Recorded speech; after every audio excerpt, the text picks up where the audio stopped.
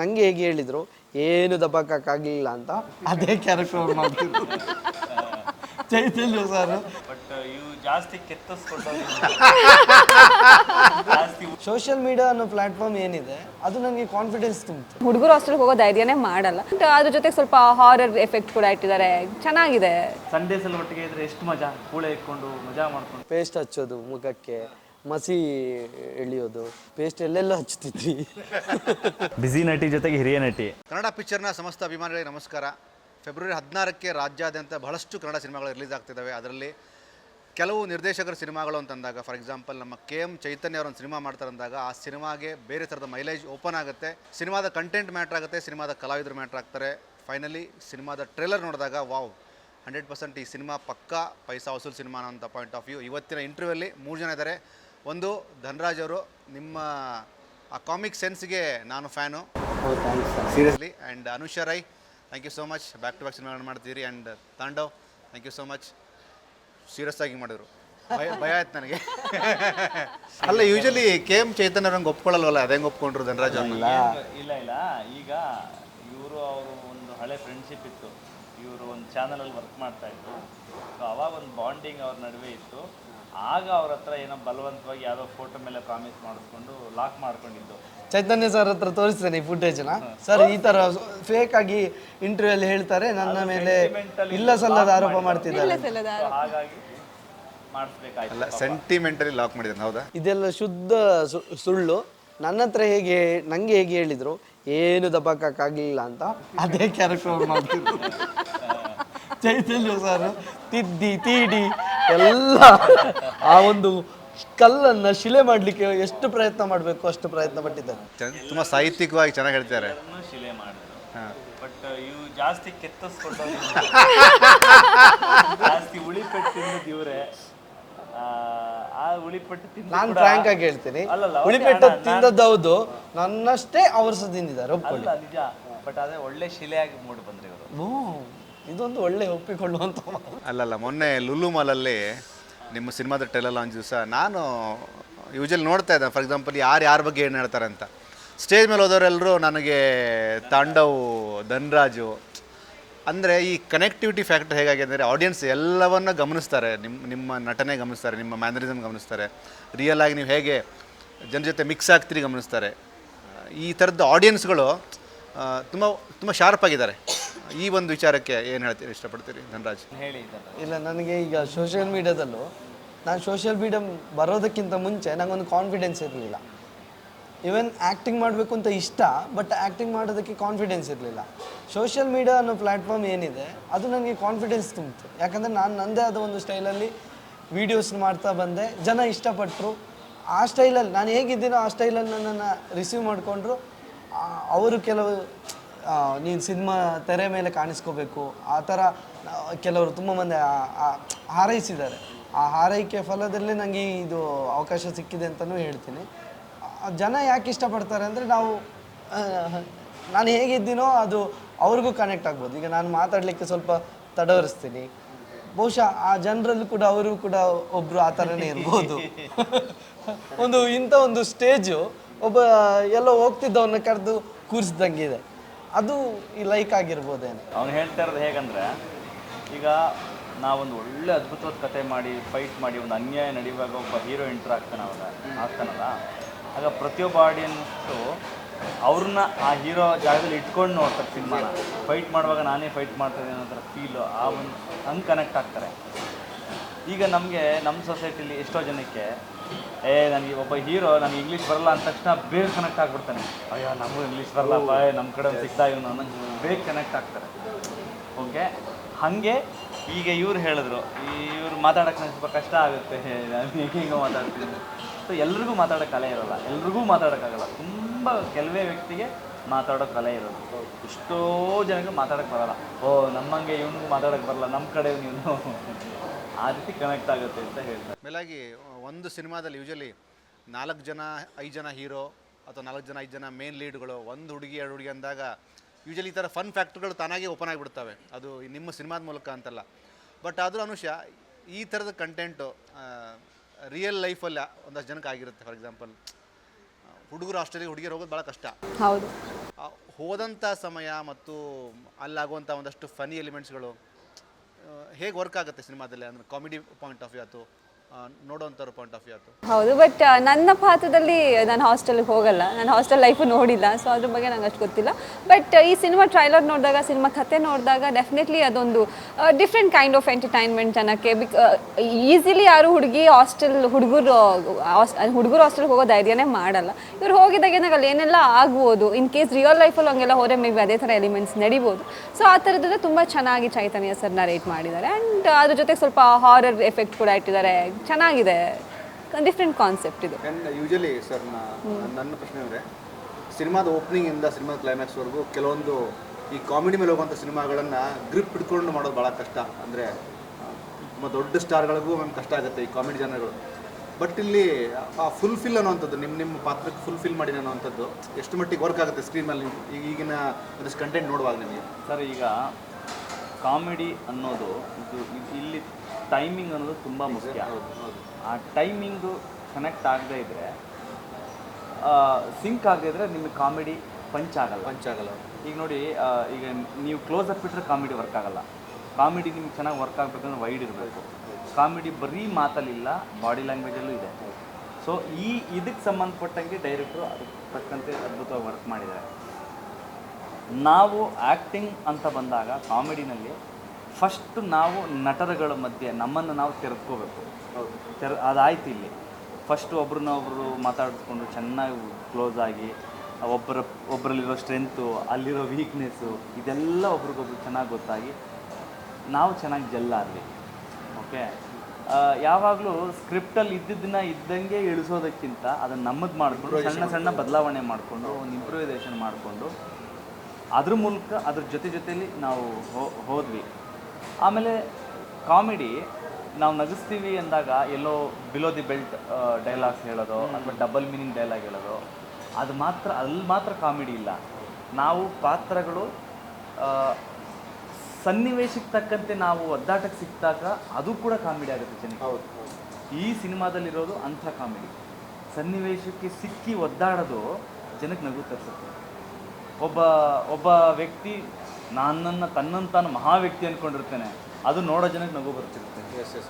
So ಆ ಥರ ಬಹಳ ನವಿರಾದ ಹಾಸ್ಯ ಈ ಸಿನಿಮಾದಲ್ಲಿರೋದು. ಸೊ ತುಂಬ ಚೆನ್ನಾಗಿ ವರ್ಕ್ ಆಗಿದೆ. ಅದು ಆರ್ಟಿಸ್ಟ್ ಪರ್ಫಾರ್ಮೆನ್ಸ್ ಇರ್ಬೋದು, ಕತೆಗಾರರ ಕತೆ ಹೆಣೆದಿರೋದಿರ್ಬೋದು, ಸಂಭಾಷಣೆ ಬರೆದಿರೋದಿರ್ಬೋದು, ಅದನ್ನು ಮೇಕಿಂಗಲ್ಲಿ ಫನ್ನಾಗಿ ತೋರಿಸಿದಿರ್ಬೋದು, ಎಲ್ಲವೂ ಒಂದಕ್ಕೊಂದು ಸಿಂಕಾಗಿ ತುಂಬ ಚೆನ್ನಾಗಿ ಬಂದಿದೆ. ಯೂಶಲಿ ಈ ಕಾಮಿಡಿ ಸಿನಿಮಾಗಳು ಹೆಂಗಂದರೆ, ನಿಮಗೆ ಫಸ್ಟು ಕಂಟೆಂಟ್ ಗಟ್ಟಿ ಇರಲ್ಲ. ಕೆಲವೊಂದು ಸರಿ ಏನಾಗುತ್ತೆ, ಸಿನಿಮಾದ ಸಿಚುವೇಶನ್ ಓಪನ್ ಆಗ್ತಾ ಸ್ಕ್ರೀನ್ ಪ್ಲೇಯಲ್ಲೇ ಅದನ್ನು ಜೋಡಿಸ್ತಾ ಹೋಗ್ತೀವಿ. ಬಟ್ ಅಬ್ಬಬ್ಬ ಅನ್ನೋ ಟೈಟ್ಲೇ ಫಸ್ಟು ತುಂಬ ಕ್ಯಾಚಿ ಇರೋಂಥ ಟೈಟ್ಲು. ಈ ಥರದ ಸಬ್ಜೆಕ್ಟು ಅಬ್ಬಬ್ಬ ಅಂತಂದಾಗ ನಿಮ್ಮಲ್ಲೇ ಒಬ್ಬ ಕಾಮಿಡಿಯನ್ ಆಚೆ ಬರ್ತಾನೆ. ಧನರಾಜ್ ಮುಂಚೆ ಏನು ಮಾಡ್ತಿದ್ರು ಮ್ಯಾಟ್ರ್ ಆಗೋದಿಲ್ಲ. ಬಟ್ ಈ ಸಿನಿಮಾಗೊಂದು ಪ್ರಿಪ್ರೇಷನ್ ಅಂತ ಇರುತ್ತೆ. ಆ ಪ್ರಿಪ್ರೇಷನ್ಗೆ ಚೈತನ್ಯ ಹೇಗೆ ನಿಮ್ಗೆ ಸಪೋರ್ಟ್ ಮಾಡಿದ್ರು, ಅಥವಾ ಇವರಾಗಿರ್ಬೋದು, ಲಿಖಿತ್ ಆಗಿರ್ಬೋದು? ನಾನು ಅದೇ ಇವರಿಗೆ ನಾನು ಥ್ಯಾಂಕ್ಸ್ ಹೇಳಬೇಕು. ಎಲ್ಲ ಇವ್ರ ಮಧ್ಯೆ ನಾನು ಹೊಸೊಬ್ಬ. ನನಗೆ ಆ್ಯಕ್ಟ್ ಮಾಡೋ ಮುಂಚೆ ನನಗೆ ಫೀಲ್ ಇದ್ದಿದ್ದದೆ, ಅಂದರೆ ಇವ್ರಿಗೆ ಯಾವ ಥರ ನಾನು ರಿಸೀವ್ ಮಾಡ್ಕೋತಾರೋ. ಬಟ್ ಇವ್ರನ್ನ ಎಷ್ಟು ಚೆನ್ನಾಗಿ ರಿಸೀವ್ ಮಾಡ್ಕೊಂಡ್ರು ಅಂದರೆ, ಈಗ ನಾವು ತಾಂಡವರು ಹೇಳಿದಾಗೆ ಅಲ್ಲಿ ಎಷ್ಟು ಜೆಲ್ ಆಗಿದ್ವಿ ಅಂದರೆ, ನಾವು ಎಷ್ಟೋ ವರ್ಷದ ಫ್ರೆಂಡ್ಶಿಪ್ ಅನ್ನೋ ಥರ ಜೆಲ್ ಆಗಿಬಿಟ್ವಿ.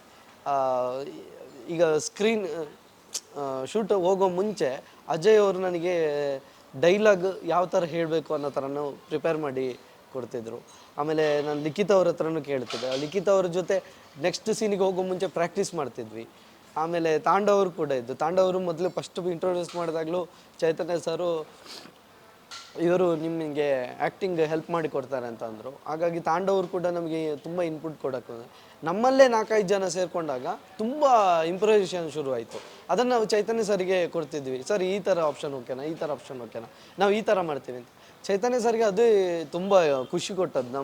ನಾವೆಲ್ಲ ಇಷ್ಟು ಜನ ಸೇರಿ ಯಾವುದೋ ಒಂದು ಲೈಟಿಂಗ್ಸ್ ಮಾಡಬೇಕಾದ್ರೆ, ಅವರು ಪ್ರಾಪರ್ಟಿ ಸೆಟ್ ಮಾಡಬೇಕಾದ್ರೆ ನಾವು ಈ ಕಡೆ ರೂಮಲ್ಲಿ ಬಂದು ಪ್ರಾಕ್ಟೀಸ್ ಮಾಡ್ತಿದ್ದದ್ದು ಅವರಿಗೆ ತುಂಬ ಖುಷಿ ಕೊಟ್ಟಿತ್ತು. ಆ್ಯಂಡ್ ಯೂಶಲಿ ಈ ಥರದ್ದು ಸಿನಿಮಾಗಳು ಒಂದು ಟೀಸರ್, ಒಂದು ಟ್ರೇಲರ್ ಆಚೆ ಬಂದ ನಂತರ ನಿಮ್ಮ ನೆಟ್ವರ್ಕಲ್ಲಿ ಟಾಕ್ ಶುರು ಆಗುತ್ತೆ. ನನ್ನ ಲೈಫಲ್ಲಿ ಈ ಥರದ್ದಾಗಿತ್ತು, ಈ ಥರದ್ದು ಆಗಬೇಕಾಗಿತ್ತು. ಅಂದರೆ ಕೆಲವೊಮ್ಮೆ ನಾವು ನಿರೀಕ್ಷೆ ಮಾಡೋದಿಲ್ಲ. ಹಾಸ್ಟೆಲ್ ಲೈಫನ್ನು ಎಲ್ಲರೂ ಫೀಲ್ ಮಾಡಿರ್ತಾರೆ, ಬಟ್ ಕೆಲವರಿಗೆ ಫೀಲ್ ಆಗದೇ ಇರೋರು ಗುರು ನಾನು ಒಂದ್ಸಲ ಹಾಸ್ಟೆಲ್ ಇರಬೇಕಾಗಿತ್ತು, ಆ ಥರದ್ದು ಹೇಗಿತ್ತು ನಿಮ್ಮ ಸರ್ಕಲಲ್ಲಿ ಮಾತುಕತೆ? ಸರ್ ನಾನು ಹಾಸ್ಟೆಲ್ ಲೈಫಲ್ಲಿ ನಾನು ಬದುಕಿಲ್ಲ, ನನಗೆ ಹೋಗೇ ಇಲ್ಲ ಮೊದಲನೇದಾಗಿ. ನನ್ನ ತುಂಬ ಜನ ಸ್ನೇಹಿತರು ಕೂಡ ಹಾಸ್ಟೆಲ್ ಇದ್ದರು, ನನಗೆ ಅದು ಯಾವ ಅನುಭವನೂ ಇಲ್ಲ. ನಾನು ಈ ಸಿನಿಮಾದಲ್ಲಿ ಶೂಟಿಂಗ್ ಹೋದಾಗ ಸಿದ್ಧಗಂಗಾ ಇನ್ಸ್ಟಿಟ್ಯೂಟ್ ಅಂತ ಇದೆ ತುಮಕೂರಲ್ಲಿ, ತುಂಬ ಒಳ್ಳೆಯ ಹಾಸ್ಟೆಲ್, ತುಂಬ ಚೆನ್ನಾಗಿರುವಂಥ ದೊಡ್ಡ ಹಾಸ್ಟೆಲ್ಲು. ನಮ್ಮ ಸಿನಿಮಾ ಕತೆ ಶೂಟ್ ಆಗೋಂಥದ್ದು. ಸೊ ಅಲ್ಲಿ ಹೋದಾಗ ಅಲ್ಲೊಂದು 2,500 ಜನ ಮಕ್ಕಳು, ದೊಡ್ಡ ಹಾಸ್ಟೆಲ್ಲು. ಎಷ್ಟು ಚೆನ್ನಾಗಿತ್ತಂದರೆ ಆ ಹಾಸ್ಟೆಲ್ಲು, ಅಲ್ಲಿ ಹೋದಾಗ ನಾವು ಆ ಪಾತ್ರಗಳಲ್ಲಿ ಬದುಕಿದಾಗ ನಮ್ಗೆ ಅನಿಸಿದ್ದು ಒಂದು ಸ್ವಲ್ಪ ತಿಂಗಳಾದ್ರೂ ನಾವು ಹಾಸ್ಟೆಲ್ ಬದುಕಬೇಕಿತ್ತಲ್ವ ಅದಾಗುತ್ತೆ, ಫೀಲ್ ಆಗುತ್ತೆ ಅನ್ನಿಸ್ತು. ಆ ರೂಮ್ಗಳು, ಅಲ್ಲಿ ಕೊಡ್ತಕ್ಕಂಥ ಎಲ್ಲ ಒಂದೇ ಸಮಾನವಾದ ಮಂಚಗಳು, ಅಲ್ಲಿ ಒಂದೇ ಅಡುಗೆ ಪಾಕಶಾಲೆ, ಎಲ್ಲರಿಗೂ ಸಮಾನವಾದ ಊಟ, ಎಲ್ಲ ಲೈನಲ್ಲಿ ಊಟಕ್ಕೆ ಹೋಗೋದು. ಅಲ್ಲಿ ಈಗ ನಾವು ಕ್ಲಾಸಲ್ಲಿ ಸ್ನೇಹಿತರಾಗಿರ್ತೀವಿ, ಕ್ಲಾಸಲ್ಲಿ ಕೂತಾಗ ಮೇಷ್ಟ್ರು ಎದುರುಗಡೆ ಇರ್ತಾರೆ, ಅವ್ರ ಮುಂದೆ ನಾವು ಬಾಲ ಬಿಚ್ಚಕ್ಕಾಗಲ್ಲ, ಸೈಲೆಂಟಾಗಿ ಕೂತಿರ್ಬೇಕು. ಆ ಸ್ನೇಹಿತರು ಬೆಲ್ಲ ತಕ್ಷಣ ಮನೆಗೆ ಹೋಗ್ಬಿಡ್ತಾರೆ, ಮತ್ತೆ ಸಿಗಲ್ಲ. ಅಥವಾ ಸಿಕ್ಕರೆ ಒಂದು 4 ಜನ, ಒಂದು ಸಣ್ಣ ಟ್ರೂಪು ಎಲ್ಲೋ ಹೋಗ್ತೀವಿ, ಟೀ ಕುಡಿತೀವೋ ಕಾಫಿ ಕುಡಿತೀವೋ, ಅಲ್ಲಿಂದ ಮನೆಗೆ ಡಿಸ್ಪ್ಯಾಚ್ ಆಗ್ತೀವಿ. ಇಡೀ ಕಾಲೇಜೇ ರಾತ್ರಿ ತನ್ನ ಬೆಳಗ್ಗೆ ಹಗಲು ರಾತ್ರಿ ಸಂಜೆಲ್ಲ ಒಟ್ಟಿಗೆ ಇದ್ದರೆ, ಸಂಡೇಸಲ್ಲಿ ಒಟ್ಟಿಗೆ ಇದ್ದರೆ ಎಷ್ಟು ಮಜಾ, ಕೂಳೆ ಇಟ್ಕೊಂಡು ಮಜಾ ಮಾಡಿಕೊಂಡು.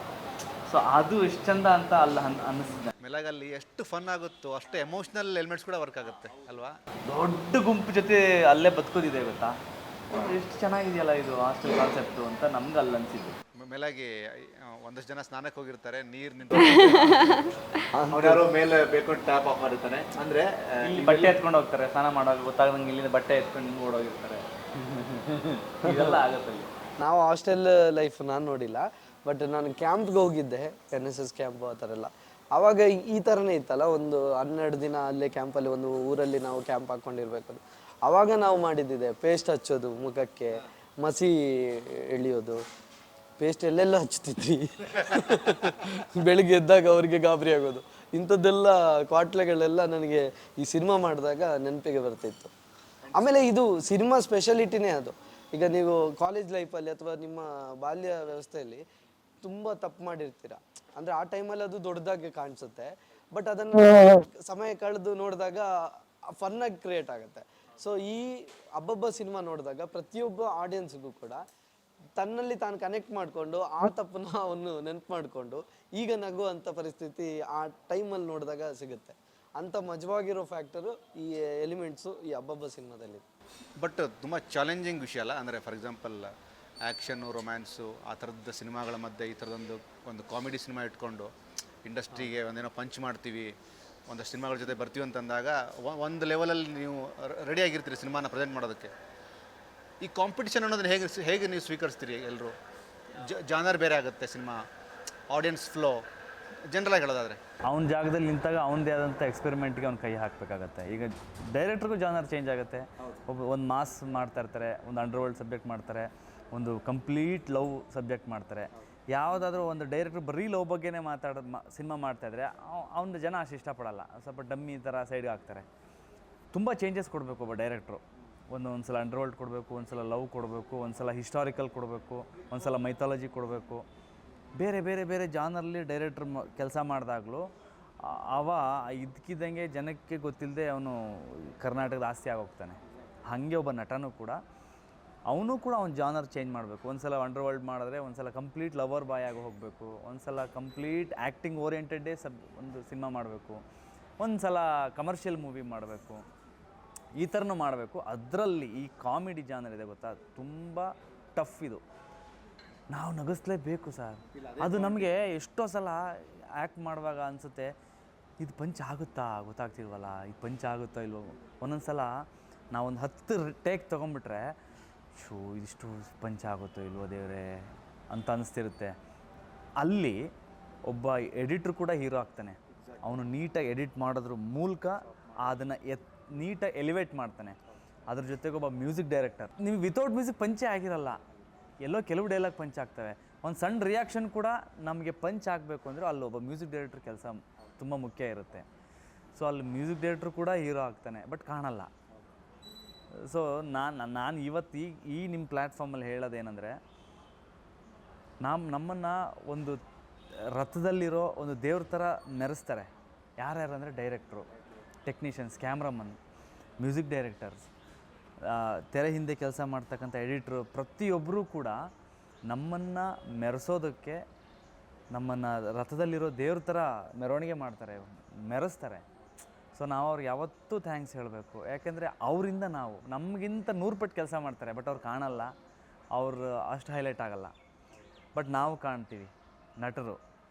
So actually we are blessed ಅಂತ ನಾನು ಹೇಳೋಕ್ಕೆ ಇಷ್ಟಪಡ್ತೀನಿ. ಇಲ್ಲ, ನಾನು ಸುಮಾರು ಸಲ ಕೋಮಲ್ ಸರ್ನ, ಸಾಧು ಸರ್ನ ಮಾತಾಡ್ಸ್ಬೇಕಾದ್ರೆ ಅವ್ರು ಹೇಳೋರು ಕಾಮಿಡಿ ಎಷ್ಟು ಡಿಫಿಕಲ್ಟ್ ಅಂತಂದರೆ ಸಾಧ್ಯನೇ ಇಲ್ಲ.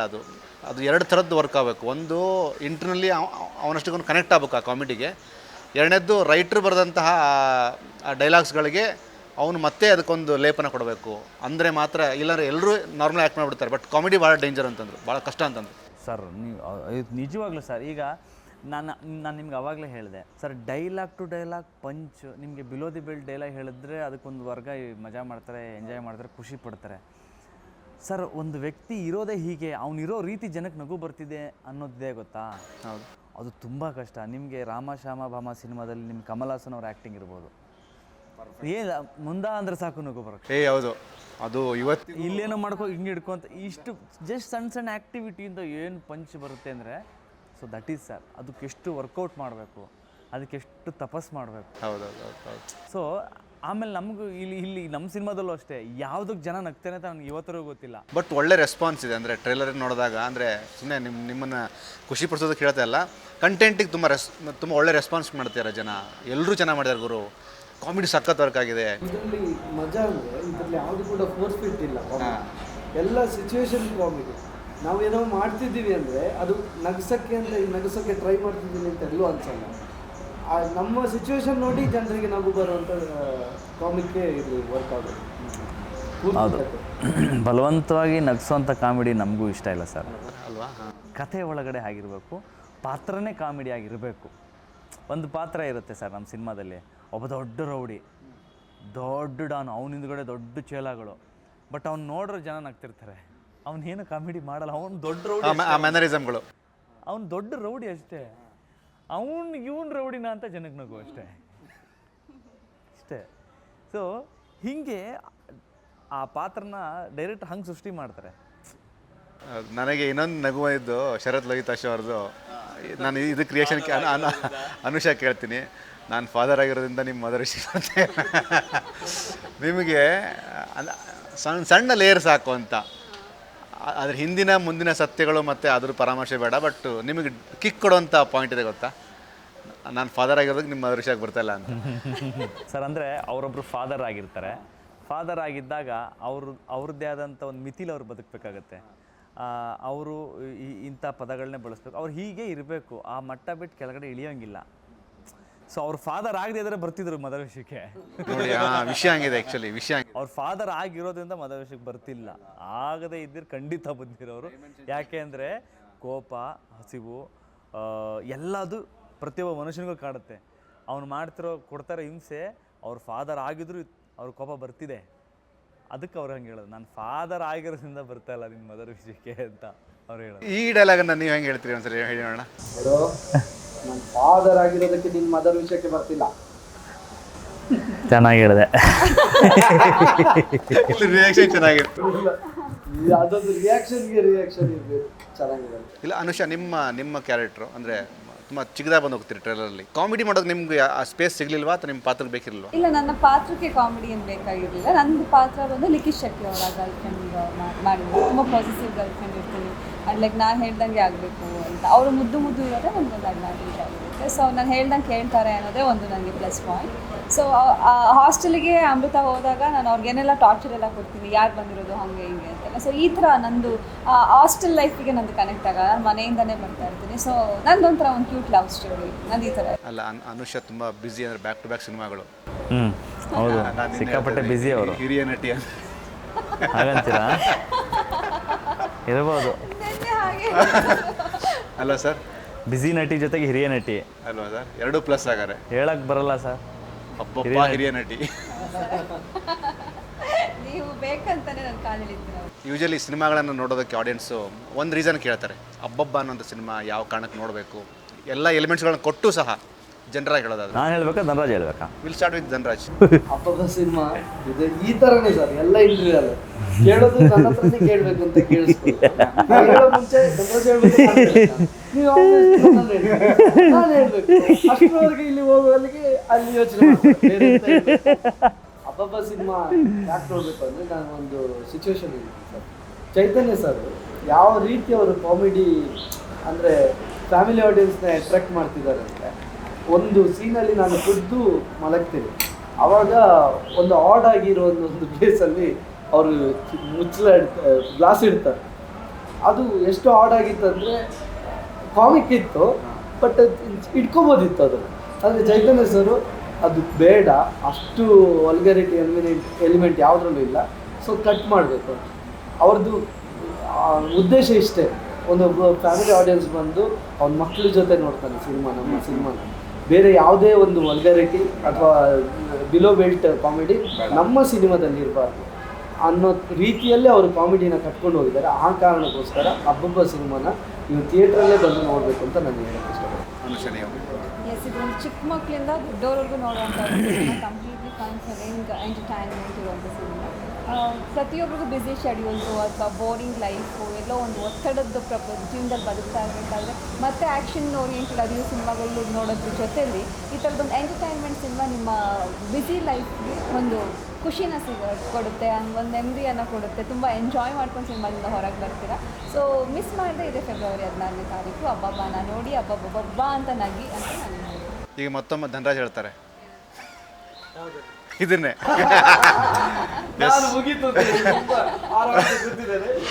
ಎಸ್ ತಂಡ ಹೇಳಿ. ಸರ್, ನಗು ಪ್ರತಿಯೊಬ್ಬ ಮನುಷ್ಯನಿಗೂ ಅತ್ಯವಶ್ಯಕ. ನಗುನೇ ಎಷ್ಟೋ ಕಾಯಿಲೆಗಳಿಗೆ ಔಷಧಿ ಅಂತ ಹೇಳ್ತಾರೆ. ನಗು ಪ್ರತಿಯೊಬ್ಬರಿಗೂ ಬೇಕು. ಈ ಸಿನಿಮಾದಲ್ಲಿ ನಾನು ಆವಾಗಲೇ ಹೇಳ್ದಂಗೆ ಬಲವಂತದ ಕಾಮಿಡಿ ಇಲ್ಲ, ಅದಿಲ್ಲ. ನಾವಿರೋ ರೀತಿ, ನಾವು ಪಡೋ ಕಷ್ಟ, ನಾವು ಮಾಡೋ ತರಲೆಯಿಂದ ನಾವಾಗಿ ಸಿಕ್ಕಾಕೊಂಡು ಅಲ್ಲಿ ಪೇಚಾಡೋ ಸ್ಥಿತಿ ಇದೆಯಲ್ಲ, ಅದೇ ಜನಕ್ಕೆ ನಗು ತರಿಸುತ್ತೆ. ಒಂದು ಶುದ್ಧವಾದ ಹಾಸ್ಯಭರಿತವಾದ ಚಿತ್ರ ಅಂತ ಹೇಳ್ಬಹುದು ಇದಕ್ಕೆ. ಜನ ಬಂದರೆ ಖಂಡಿತವಾಗ್ಲೂ ಎಂಜಾಯ್ ಮಾಡ್ತಾರೆ. ಇದಕ್ಕೆಲ್ಲ ಮೀರಿ ನನ್ನ ಜೀವನದ ಬೆಸ್ಟ್ ಸಿನಿಮಾಗಳಲ್ಲಿ ಇದು ಸೇರ್ಕೊಳ್ಳೋಂಥ ಸಿನಿಮಾ, ಆ ನಂಬಿಕೆ ನನಗಿದೆ. ಆ್ಯಂಡ್ ಇದನ್ನು ಪ್ರತಿಯೊಬ್ಬರು ದಯವಿಟ್ಟು ಫೆಬ್ರವರಿ 16ಕ್ಕೆ ಥಿಯೇಟ್ರಿಗೆ ಬಂದು ನೋಡಿ ಕನ್ನಡ ಸಿನಿಮಾನ ಬೆಳೆಸಿ ಅಂತ ಈ ಪ್ಲ್ಯಾಟ್ಫಾರ್ಮಲ್ಲಿ ನಾನು ಕೇಳ್ಕೊಳ್ತಿದ್ದೀನಿ. Yes, thank you so much Tandav, thank you Anushama, thank you Dhanraj. ಅಂದರೆ ನೀವು ಮಾಡೋಂಥ ಪ್ರಯತ್ನ ದೊಡ್ಡ ಮಟ್ಟಕ್ಕೆ ರೀಚ್ ಆಗಲಿ, ಅಬ್ಬಬ್ಬ ಸಿನಿಮಾವನ್ನು ಎಲ್ಲರೂ ಅಬ್ಬಬ್ಬ ಅನ್ನೋಂಥ ರೀತಿಯಲ್ಲಿ ಗೆಲ್ಲಿಸ್ಕೊಡ್ಲಿ ಅಂತ ಕನ್ನಡ ಪಿಕ್ಚರ್ ಕಡೆಯಿಂದ ನಾನು ಹಾರೈಸ್ತೀನಿ. Thank you so much. Thank you so much. Thank you ಎಲ್ಲ ಪ್ರೇಕ್ಷಕರು. ಇದಿಷ್ಟು ಅಬ್ಬಬ್ಬ ಚಿತ್ರತಂಡದ ಮಾತ್ರ. ಸಿನಿಮಾ ಫೆಬ್ರವರಿ 16ಕ್ಕೆ ರಾಜ್ಯಾದ್ಯಂತ ಬಿಡುಗಡೆ ಆಗ್ತದೆ. ಸಿನಿಮಾನ ತಪ್ಪದೇ ಚಿತ್ರಮಂದಿರದಲ್ಲಿ ನೋಡಿ, ಯಾವುದೇ ಕಾರಣಕ್ಕೂ ಪೈರಸಿ ಕಾಪಿ ಬೇಡ. Thank you so much.